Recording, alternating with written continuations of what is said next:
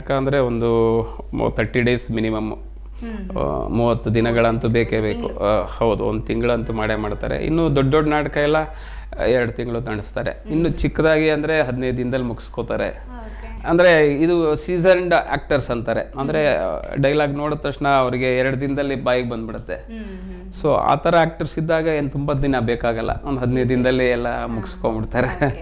ಈಗ ಸರ್ ಬಗ್ಗೆ ಒಂದು ಸಣ್ಣ ಇನ್ಫಾರ್ಮೇಶನ್, ಸೊ ದಟ್ ನೀವು ಯಾವ ಊರು, ಏನು ಓದಿರೋದು, ಏನು ಓದ್ಕೊಂಡು ಇಂಡಸ್ಟ್ರಿಗೆ ಬಂದ್ರಿ ಅನ್ನೋದು ನಮಗೆ. ನನ್ನ ಸ್ವಂತ ಊರು ತೀರ್ಥಹಳ್ಳಿ ತಾಲೂಕು, ಅಂದರೆ ಶಿವಮೊಗ್ಗ ಜಿಲ್ಲೆ ತೀರ್ಥಹಳ್ಳಿ ತಾಲೂಕು. ಅಲ್ಲೊಂದು ಊರು ಕಮ್ಮಡಿ, ಆ ಕಮ್ಮಡಿ ಹತ್ರ ಒಂದು ಸಣ್ಣ ಹಳ್ಳಿ ರಾಮನಕೊಪ್ಪ ಅಂತ. ಹಾಗಾಗಿ ನಾನು ರಾಘವೇಂದ್ರ ಅಂತ ಹೆಸರು, ಆದರೂ ಕೂಡ ಸ್ಕ್ರೀನಿಗೋಸ್ಕರ ಅಂದರೆ ಬೆಳ್ಳಿತೆರೆ ಮೇಲೆ ನನ್ನ ಹೆಸರು ರಾಘು ರಾಮನಕೊಪ್ಪ ಅಂತಾನೆ ಹೆಸರು, ಊರ ಹೆಸರು ಇರಲಿ ಅಂದ್ಬಿಟ್ಟು ರಾಘು ರಾಮನಕೊಪ್ಪ ಅಂತ ಇಟ್ಕೊಂಡೆ. ಹಾಗಾಗಿ ನಾನು ಅಪ್ ಟು 7th ತನಕ, 7ನೇ ಕ್ಲಾಸ್ ತನಕ ನಮ್ಮೂರಲ್ಲೇ ಓದ್ತೀನಿ, ಹಳ್ಳಿಲೇ. ಅಲ್ಲಿ ಕನ್ನಡ ಮೀಡಿಯಮಲ್ಲಿ ಓದಿ ಈ 8ನೇ class 8, 9, 10, 8th, 9th, 10th Bengaluru high school ಇಲ್ಲಿ ಚಾಮರಾಜಪೇಟೆಯಲ್ಲಿ ಮೊದಲಿತ್ತು, BHS ಅಂತ, ಅಲ್ಲಿ ಓದಿದ್ದು. ಆಮೇಲೆ ಕಾಲೇಜ್ ಡೇಸ್ಗೆ ವಿಜಯ ಕಾಲೇಜಿಗೆ ಬರ್ತೀವಿ. ವಿಜಯ ಕಾಲೇಜು ರಿಷಬ್ ಶೆಟ್ಟಿ ಅವರು ಓದಿರುವಂತಹ ವಿಜಯ ಕಾಲೇಜು ಜಯನಗರ 4th ಬ್ಲಾಕು, ಅಲ್ಲಿ ಓದಿ ಆಮೇಲೆ ಡಿಪ್ಲೊಮಾ ಆದಮೇಲೆ ಒಂದು ಪ್ರಿಂಟಿಂಗ್ ಪ್ರೆಸ್ ಓಪನ್ ಮಾಡ್ತೀನಿ ನಾನು. 1-2 ಕಂಪ್ನಿಲಿ ಕೆಲಸ ಮಾಡ್ತೀವಿ. ಆದಮೇಲೆ ಒಂದು ನನ್ನದೇ ಸ್ವಂತ ಉದ್ಯಮ, ಅಂದರೆ ಈಗಲೂ ಇದೆ, ಅದೇ ನನ್ನ ಬಿಸ್ನೆಸ್. 96ರಲ್ಲಿ ಶುರು ಮಾಡಿರುವಂಥದ್ದು ಪ್ರೆಸ್ಸು. ಮಾಮೂಲು ಜಾಬ್ ವರ್ಕ್ಸ್ ಎಲ್ಲ ತೊಗೊಳ್ಳೋವಂಥದ್ದು, ಈ ಫ್ಲೈಯರ್ಸು, ಸ್ಕೂಲ್ ಜಾಬ್ಸು, ಡೈರೀಸು, ಈ ಥರದ್ದೆಲ್ಲ ಪ್ರಿಂಟ್ ಮಾಡುವಂಥದ್ದು. ಅದೊಂದು ಪ್ರೆಸ್ ಇದೆ ನಂದು, ಈಗಲೂ ಇದೆ. ಸಿನಿಮಾ ಬಿಟ್ಟರೆ ಆ ಕ್ಷೇತ್ರದಲ್ಲಿ ಅಲ್ಲಿರ್ತೀನಿ ನಾನು. ಸೊ ಹಾಗೆ ಮ್ಯಾನೇಜ್ ಮಾಡಿರುವಂಥದ್ದು. ಸೊ ಊರಿಂದ ಬಂದು ಇಲ್ಲಿ ಇದು ಮಾಡಿ ಪ್ರೆಸ್ ಓಪನ್ ಮಾಡಿ ಆ ಬಿಸ್ನೆಸ್ಸಲ್ಲೇ ಉಳ್ಕೊಂಡು ಅಲ್ಲಿಂದನೇ ನಾಟಕಗಳು ಮುಗಿಸ್ಕೊಂಡು ಹಾಗೆ ಸಿನಿಮಾ ಕ್ಷೇತ್ರಕ್ಕೆ ಬಂದಿದ್ದೆ. ಅನಿಸಿಲ್ವಾ ನಾವು ಇದರಲ್ಲೇ ಹೋಗ್ಬೇಡ, ಸಿನಿಮಾ ಬೇಡ, ಸಿಗದೆ 1-2 ಅಂತ ಹೇಳಿ? ಇಲ್ಲ, ಅನಿಸುತ್ತೆ, ಖಂಡಿತ ಇದೆ. ಇಲ್ಲೇನು ಏನದು ಕ್ಯಾಟ್ ವಾಕ್, ಈಸಿ ವಾಕ್ ಅಲ್ಲ, ನಮಗೆ ಕೇಕ್ ವಾಕ್ ಅಲ್ಲ. ನಿಮಗೆ ಪ್ರತಿಯೊಂದು ಕ್ಷಣ ಕೂಡ ಭಯ ಅನಿಸ್ತಾ ಇರುತ್ತೆ. ಯಾಕಂದರೆ ನಾನು ಕಿರಿಕ್ ಪಾರ್ಟಿ ಮಾಡುವಾಗಲೂ ಅಷ್ಟೇ, ಅದು ಪೂರ್ತಿಯಾಗಿ ಆ ಕ್ಷೇತ್ರವನ್ನು ತಗೋಬೇಕಾ ಬೇಡವಾ ಪ್ರೊಫೆಷನಲ್ ಆಗಿ. ಯಾಕಂದರೆ ಇಲ್ಲಿ ಬಿಸ್ನೆಸ್ ನಡೀತಾ ಇದೆ, ಇದನ್ನು ಬಿಟ್ಟು ಬರೋಕ್ಕಲ್ಲ. ಪ್ರೆಸ್ ಇಟ್ಕೊಂಡವ್ರಿಗೆಲ್ಲ ಗೊತ್ತಿರುತ್ತೆ, ಪ್ರಿಂಟಿಂಗ್ ಪ್ರೆಸ್ ಇಟ್ಕೊಂಡವ್ರಿಗೆ ಎಷ್ಟು ಒಂಥರ ಟೆನ್ಷನ್ ಜಾಬ್ ಅಂತ. ಅಂದರೆ ಯಾರಿಗೂ ಏನೋ ಜಾಬ್ ಒಪ್ಕೊಂಡಿರ್ತೀವಿ, ಆ ಕೆಲಸ ಮುಗಿಬೇಕು, ಅದನ್ನು ಬಿಟ್ಟು ಬರೋಕ್ಕಾಗಲ್ಲ. ಫೋನ್ಸ್ ಬರ್ತಿರುತ್ತೆ, ಅಥವಾ ನಾವೇ ಪರ್ಸನಲಾಗಿ ಅಲ್ಲಿ ಇರಬೇಕಾಗತ್ತೆ ಸಂದರ್ಭ. ಅದನ್ನು ಬಿಟ್ಟು ಈ ಕ್ಷೇತ್ರಕ್ಕೆ ಬರಬೇಕು ಅಂದರೆ, ಸಿನಿಮಾ ಬಂದರೆ ನಾವು ಇಲ್ಲಿ ಫೋನು ನಾಟ್ ರೀಚಬಲ್ ಇರುತ್ತೆ ಎಷ್ಟೊಂದು ಕಡೆ ಎಲ್ಲ ಹೋದಾಗ, ಇಲ್ಲಿ ಆನ್ಸರ್ ಮಾಡಬೇಕಾಗ್ತಿರುತ್ತೆ. ಹಾಗಾಗಿ ನನಗೆ ತುಂಬ ಸಲ ಅನಿಸಿದೆ, ಕಿರಿಕ್ ಪಾರ್ಟಿ ಹೆಸರು ತಂದು ಕೊಡ್ತು, ಸಾಕಷ್ಟು ಆಫರ್ಸ್ ಬಂತು, ಅವಾಗೆಲ್ಲ ಖುಷಿ ಆಗ್ತಾ ಇದೆ, ಜನ ಗುರ್ತಿಸ್ತಾ ಇದ್ದಾರೆ.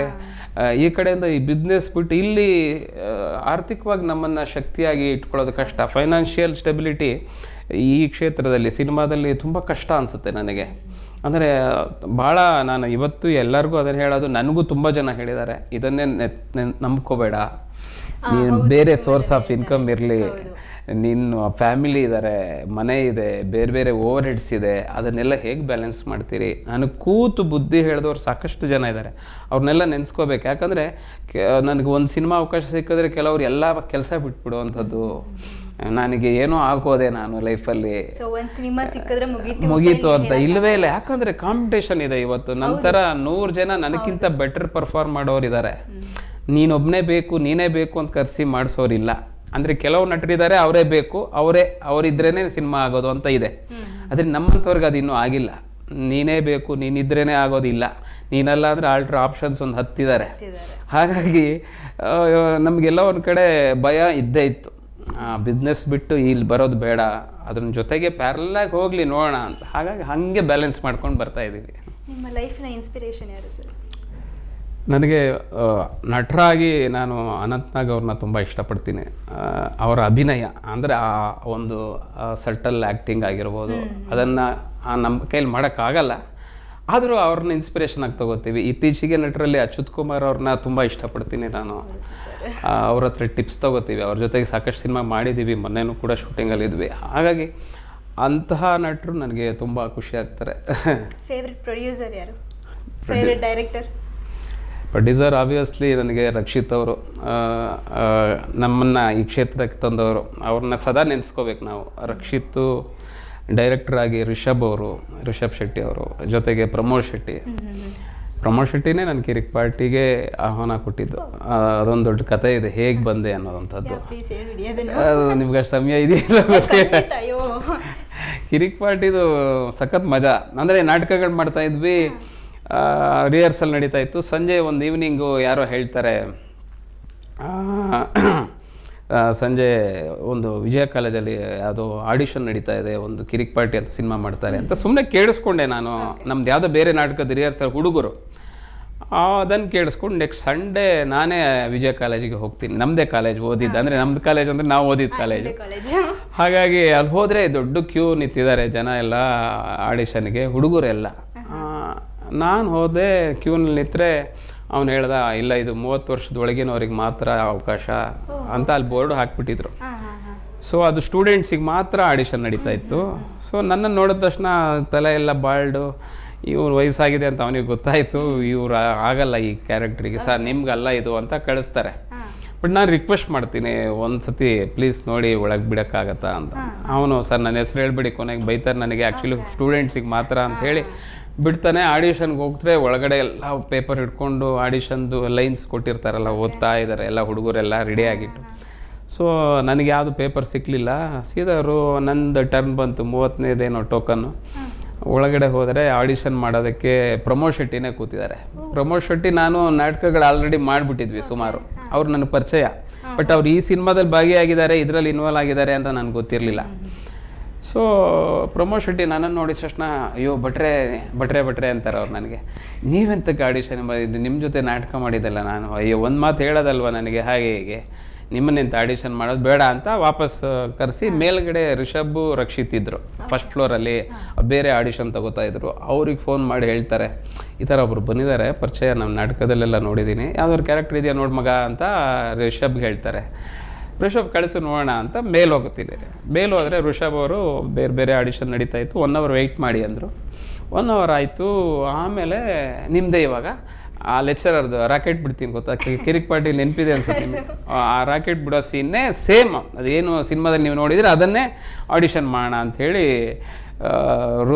ರೂಮಲ್ಲೆಲ್ಲ ಸ್ಟೂಡೆಂಟ್ಸ್ನೆಲ್ಲ ತುಂಬಿಬಿಡ್ತಾರೆ. ಅಂದರೆ ಆಡಿಷನಿಗೆ ಬಂದು ಅಷ್ಟು ಹುಡುಗರನ್ನ ಕ್ಲಾಸಲ್ಲಿ ಕೂತು ಒಂದೊಂದು ನೋಟ್ಬುಕ್ದು ಶೀಟ್ ಕೊಟ್ಟು ರಾಕೆಟ್ ಮಾಡಿ ಕೈಯಲ್ಲಿ ಇಟ್ಕೊಳ್ಳಿ, ಎಲ್ಲರೂ ರಾಕೆಟ್ ಬಿಡಬೇಕು ಇವಾಗ ಇವ್ರಿಗೆ, ಸರ್ ಬರ್ತಾರೆ ಒಬ್ರದ್ದು ಆ್ಯಕ್ಟಿಂಗ್ ನೋಡಬೇಕು ಅಂತ. ನನಗೆ ಆ ಸ್ಕ್ರಿಪ್ಟ್ ಕೊಡ್ತಾರೆ, ಅದೇನೋ ಬೋರ್ಡ್ ಮೇಲೆ ಬರೆಯೋದು, ಹುಯ್ಸ್ ದಟ್ ಅಂದ್ಬಿಟ್ಟು ರಾಕೆಟ್ ಬಿಟ್ಟು ಅಲ್ಲಿ ನೋಡ್ಬಿಟ್ಟು ಬೆಂಚ್ ಪಡ್ಕೊಂಡು ಹೋಗ್ಬಿಟ್ಟು 1 2 3 4 ಅಂತ, ಯು 6 ಪೆನ್ಸ್ ಮೀ ಅಂತಾನೆ, not me next to me ಅಂತ ಆ ಡೈಲಾಗ್ ಅಷ್ಟು. ಸೊ ಅದು ಥರ ನನಗೂ ಖುಷಿ ಕೊಡ್ತು. ಆ ಸಂದರ್ಭಕ್ಕೆ ಆ್ಯಕ್ಟ್ ಮಾಡಿ ಆಚೆ ಬಂದೆ. ಈ ಹುಡುಗರೆಲ್ಲ ಬಂದು ನನ್ನನ್ನು ಮುತ್ಕೊಂಡ್ಬಿಟ್ರು, ಏನು ಸರ್ ಏನೋ ಬೇರೆ ಥರ ಇದೆ ಬಾಡಿ ಲ್ಯಾಂಗ್ವೇಜ್ ಎಲ್ಲ, ಆ ಎಕ್ಸ್ಪ್ರೆಷನ್ಸು, ಏನು ಸರ್ ಇಷ್ಟು ದಿನ ಎಲ್ಲಿದ್ರಿ ಹಂಗೆ ಹಿಂಗೆ ಅಂತ ಶುರು ಮಾಡ್ಬಿಟ್ಟು, ಓ ನಾನೇನೋ ವರ್ಕ್ ಆಗ್ಬಿಟ್ಟಿದೆ ಅಂತ ಅಲ್ಲೇ ಖುಷಿ. ನಂಗೆ ಗೊತ್ತಿಲ್ಲ ಅಂದರೆ ಸೆಲೆಕ್ಟ್ ಆಗ್ತೀನಿಲ್ಲ ಏನೋ ಗೊತ್ತಿಲ್ಲ, ಜಸ್ಟ್ ಆವಾಗಲೇ ಒಂದು ಫೀಲು, ಓ ಏನೋ ನಡೀತಾ ಇದೆ ಅಪ್ಪ, ಹುಡುಗರೆಲ್ಲ ಇಷ್ಟಪಟ್ಟರು. ರಿಷಬ್ ಏನು ಹೇಳಿಲ್ಲ ಇನ್ನು, ಅವರು ಸುಮ್ಮನಿದ್ರು. ಆಮೇಲೆ ಕರೆಸಿದ್ರು ರಿಷಬ್ ಅವರು, ಈ ಥರ ನೀವು ಈ ರೋಲ್ಗೆ ಆಲ್ರೆಡಿ ಒಂದು 7 ಜನನ ಶಾರ್ಟ್ ಲಿಸ್ಟ್ ಮಾಡಿದ್ದೀವಿ, ನೀವೊಂದು 8ನೇವರು, ನಿಮ್ಮದು ಹೆಸರು ಫೋನ್ ನಂಬರ್ ಕೊಡಿ, ಬಟ್ ಚೆನ್ನಾಗಿ ಮಾಡಿದ್ರಿ ನನಗಿಷ್ಟ ಆಯಿತು, ನೋಡೋಣ ಇದರಲ್ಲಿ ಯಾರನ್ನ ಕರಿತೀವಿ ಗೊತ್ತಿಲ್ಲ, ಇದೊಂದು ಪ್ರೊಫೆಸರ್ ಕ್ಯಾರೆಕ್ಟರ್ ಇದೆ ಅಂತ ಹೇಳಿ ಬಿಟ್ಬಿಟ್ರಲ್ಲಿ. ನಾನು ಅವ್ರಿಗೆಲ್ಲ ಬಾಯ್ ಹೇಳಿ ರಕ್ಷಿತ್ ಅವ್ರನ್ನ ಮೀಟ್ ಮಾಡಿ ಅವ್ರಿಗೆಲ್ಲ ನಾನು ಪರಿಚಯ ಮಾಡಿಕೊಂಡು ಪ್ರಮೋದ್ಗೆ ಹೇಳಿ ಹೊರಟ್ಬಿಟ್ಟೆ. ಅದಾಗಿ 15 ದಿನ ಆದರೂ ಫೋನ್ ಬರಲಿಲ್ಲ. ಇದು ಮುಹೂರ್ತ ಆಗಿದೆ, ಕಿರಿಕ್ ಪಾರ್ಟಿ ಹಾಸನ್ಗೆ ಹೋಗಿದ್ದಾರೆ, ಶೂಟಿಂಗ್ ನಡೀತಿದೆ, ಪೇಪರ್ಲೆಲ್ಲ ಬರ್ತಿದೆ, ಓ ನಂದಿಲ್ಲ ಅಂದ್ಕೊಂಡೆ. ಇದಕ್ಕಿದ್ದಂಗೆ ಒಂದು ಮಧ್ಯಾಹ್ನ ಪ್ರಮೋದ್ ಫೋನ್ ಮಾಡಿದ್ರು, ಭಟ್ರೆ ನಾಳೆ ಶೂಟಿಂಗು, ನೀವೇ ಇದು ಅದೊಂದು ರೋಲ್ ಇತ್ತಲ್ಲ, ಬೇಗ ಒಂದು 4 ಜೊತೆ ಬಟ್ಟೆ ತೊಗೊಂಡು ಬಂದುಬಿಡಿ, ಬಸ್ ಹತ್ತಿ ಕದಂಬ ಹೋಟ್ಲು ಹಾಸನಲ್ಲಿ ಬುಕ್ ಮಾಡಿದ್ದೀವಿ ಅಂಥೇಳಿ ಅಂತ ಕರೆಸಿದ್ರು. ರಾತ್ರಿ ಎಷ್ಟು 2 ಗಂಟೆಗೆ ರೀಚ್ ಆಗಿದ್ದೀನಿ ಹಾಸನ್. ನಾಳೆ ಬೆಳಗ್ಗೆ ಶೂಟಿಂಗು. ಮಧ್ಯರಾತ್ರಿ 2 ಗಂಟೆಗೆ ಹೋದೆ ಹಾಸನ್ಗೆ. ಹೋಗಿ ರೂಮಲ್ಲೆಲ್ಲ ಸೆಟ್ಲಾಗಿ ಬೆಳಗ್ಗೆ ಫಸ್ಟ್ ಶಾರ್ಟೇ ಇದು ಯಾವುದೋ ಕಾರಲ್ಲಿ ಡಿಕ್ಕಿ ಒಳಗಡೆ, ಡಿಕ್ಕಿ ಅಲ್ಲ, ಕಾರ್ ಹಾಳಾಗಿರುತ್ತೆ ತಳ್ಳಬೇಕು. ನಾನೇನೋ ಕೇಳ್ತೀನಿ ಹುಡುಗರನ್ನ, ಆ ಸೀನು ಪ್ರಿನ್ಸಿಪಲ್ ಇರ್ತಾರೆ ಅಲ್ಲ. ಸೊ ಹಾಗಾಗಿ ಆ ಸೀನ್ ವೆರಿ ಫಸ್ಟ್ ಸೀನು. ಹಾಗೆ ಕಿರಿಕ್ ಪಾರ್ಟಿಗೆ ಬಂದಿರುವಂಥದ್ದು. ಅಂದರೆ ಎಲ್ಲೋ ಒಂದು ಕಡೆ ಅದೃಷ್ಟ ನನಗೆ ಜೊತೆಗೆ ಅಷ್ಟು ಜನ ಇದ್ದರೂ ಕರಿಬೋದಿತ್ತು. ಅವ್ರಿಗೆ ಏನಾಯ್ತು ಲಾಸ್ಟ್ ಮಿನಿಟಲ್ಲಿ ನನ್ನ ರೋಲ್ ಬಗ್ಗೆ ಸೀರಿಯಸ್ನೆಸ್ ಇಲ್ಲ, ಅಂದರೆ ಆ ಪಾತ್ರದ ಬಗ್ಗೆ ಯಾರನ್ನ ಹಾಕಬೇಕು ಅನ್ನೋದು ಅವರು ಡಿಸೈಡೇ ಮಾಡಿಲ್ಲ ಸರಿಯಾಗಿ, ಯಾರನ್ನ ಒಬ್ಬ ಮಾಡೋಣ ಅನ್ನೋ ಥರ. ಹಾಗಾಗಿ ಲಾಸ್ಟ್ ಮಿನಿಟ್ದು ಒಂದು ಕಾಲ್ ಬಂದು ಅದು ಇಲ್ಲಿ ತನಕ ಕರ್ಕೊಂಬಂದಿದೆ ಅನ್ಕೋತೀನಿ. ಚೇಂಜ್. ನೀವು ಮಾಡಿರುವಂಥ ಸಿನಿಮಾಗಳಲ್ಲಿ ನಿಮ್ಮ ಫೇವ್ರೆಟ್ ಸಿನಿಮಾ ಯಾವುದು? ಆಬ್ವಿಯಸ್ಲಿ ನನಗೆ ಕಿರಿಕ್ ಪಾರ್ಟಿನೇ ಖುಷಿ ಕೊಟ್ಟಿದ್ದು. ಅದು ಬಿಟ್ಟರೆ ಸುಮಾರು ಸಿನಿಮಾ ಮಾಡಿದ್ದೀನಿ. ಒಂದು ಇದು ಮಾಡಿದೆ, ರಕ್ಷಿತ್ ಪ್ರೊಡಕ್ಷನ್ದು ಯಾವುದೋ ಹಂಬಲ್ ಪೊಲಿಟಿಷಿಯನ್ ನಾಗರಾಜ್ ಅಂತ ಒಂದು, ಅದೊಂದು ಗೇ ಕ್ಯಾರೆಕ್ಟ್ರು. ಅಂದರೆ ನಿಮಗೆ ಒಬ್ಬ ಅದು ನಾರ್ಮಲ್ ಮನುಷ್ಯ ಅಲ್ಲದೇನೆ ಬೇರೆ ಥರದ್ದು, ಅಂದರೆ ಆ ಗೇಗಳು ಹೇಗಿರ್ತಾರೆ, ಒಬ್ಬ ಅವರ ಒಂದು ಅಭಿನಯ ಅದಕ್ಕೆ ಒಂದಷ್ಟು ತಯಾರಿ ಬೇಕಿತ್ತು. ಆ ಥರದ್ದು ಒಂದು ಪಾತ್ರ ಒಂದು ಚಾಲೆಂಜಿಂಗ್ ಅನಿಸ್ತು. ಹಾಗೆಯೇ ಅಪ್ಪು ಸಾರ್ ಜೊತೆ ಇದು ಮಾಡಿದ್ದೆ ನಾನು, ನಟ ಸಾರ್ವಭೌಮ. ಅದು ರವಿಶಂಕರ್ ಅವ್ರಿಗೆ ಅಸಿಸ್ಟೆಂಟ್ ಆಗಿ ಮಾಡಿದ್ದೆ. ಅದರಲ್ಲಿ ನನಗೆ ಅದು ಅಪ್ಪು ಸಾರ್ ಜೊತೆ ನಾನು ವರ್ಕ್ ಮಾಡಿದ್ದು ಇವತ್ತಿಗೂ ಖುಷಿ ಇದೆ.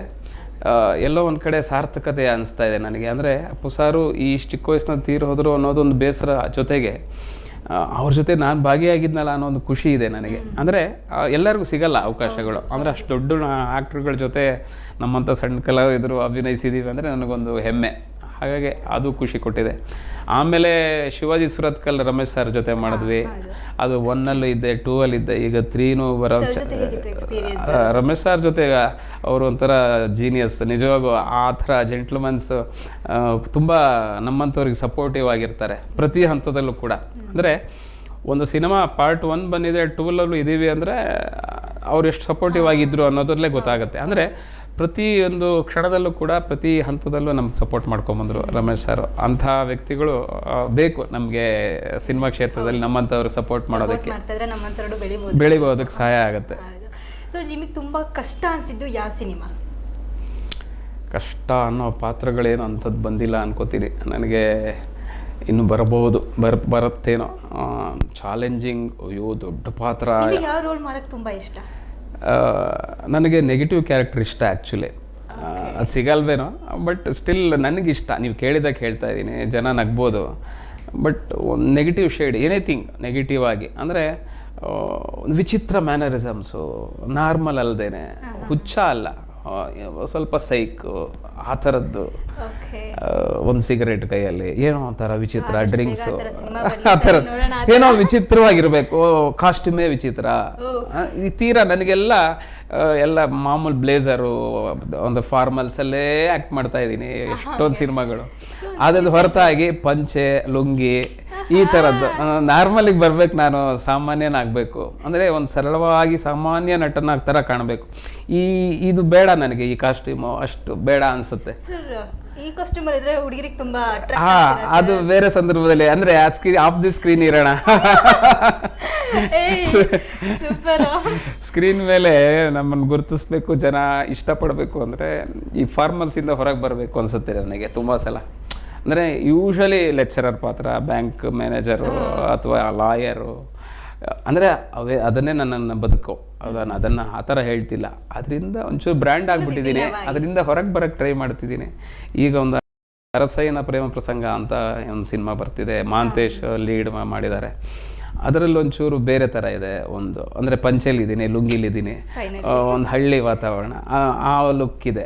ಅದು ಖುಷಿ ಕೊಡುತ್ತೆ ಆ ಥರ ಪಾತ್ರಗಳು. ನಾನು ತುಂಬ ಜನ ಡೈರೆಕ್ಟರ್ ಶೂಟಿಂಗ್ ಹೋದಾಗ, ಸರ್ ಒಂಚೂರು ನಮಗೂ ಬೇರೆ ಥರ ರೋಲ್ ಬರೀರಿ ಸರ್, ಅದರಲ್ಲೇ ಇಡಬೇಡಿ ನಮ್ಮನ್ನು, ಹೊರಗೆ ಬರ್ತೀವಿ ಅದರಿಂದ ಅಂತ ಕೇಳ್ಕೊತಿದ್ದೀನಿ. ಆ ಒಂದು ಲುಕ್ಕಲ್ಲಿ ಫುಲ್ ಸಕ್ಕತ್ತಾಗಿ ಕಾಣಿಸ್ತೀರಾ ನೀವು. ಅದೇ thank you for the compliment.